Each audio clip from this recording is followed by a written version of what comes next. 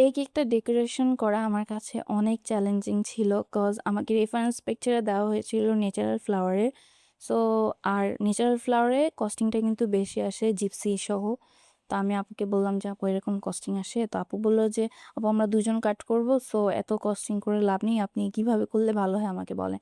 তো আমি বললাম যে, "আপু তাহলে এখানে আমি হচ্ছে ন্যাচারাল ফ্লাওয়ার না দিয়ে ক্রিম দিয়ে রেড রোজগুলা দেই আর জিপসিটা আর্টিফিশিয়াল দিই।" তো আপু বলল, "যেভাবে ভালো হয় ওইভাবে করে দেন।" তো যখন আমি ফ্লাওয়ারগুলো হচ্ছে মানে কেকে ফ্লাওয়ার সেট করব তার আগে ফ্লাওয়ারগুলো মেক করে আমি একটা ভালো মতন ফ্রিজ করে নিই। আমি হচ্ছে নরমাল ফ্রিজে কিন্তু রাখি নাই, ডিপ করেছিলাম কিছুক্ষণ মানে ১ ঘন্টার মতন। মানে নরমালে রেখে ১ ঘন্টা ডিপে রাখি। আর যখন কেকের সাইডে সেট করতে হবে মানে এগুলা বসাবো তখন একটু চ্যালেঞ্জ লাগতেছিল। তো আমি ওই ভিডিওটা আর নেই ভয়ে, ভয়ে ছিলাম ভিডিও করতে গেলে কেননা মনে হচ্ছিল ওর যদি নষ্ট হয়ে যায়। আর পুরা কেকটা হোয়াইট কালার দিয়ে করা। যদি একটু ফ্লাওয়ারটা পড়তে পারে কোনো জায়গায় তাহলে মনে হয় সব নষ্ট হয়ে যাবে। তো আমি হচ্ছে আর ভিডিও করিনি।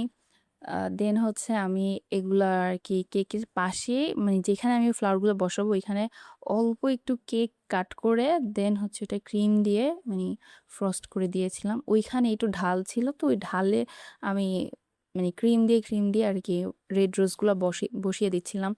সো তারপরে হচ্ছে আস্তে, আস্তে আপনারা দেখতেই পাচ্ছেন ভিডিওতে যেভাবে আরকি জিপসিগুলা বসানো হয়েছিল। তো কেকটা পরে মেক করার পর না অনেক সুন্দর লাগতেছিল। তো এইজন্য আমি অনেক এক্সাইটেড ছিলাম যে এই কেকটা আমার কাছে একটু চ্যালেঞ্জের ছিল। আর আমি ওই কয়দিন অনেকগুলা কেকের অর্ডার নিয়েছিলাম। বাট এই কেকটা আমার কাছে অনেক বেশি ভালো লাগছিল।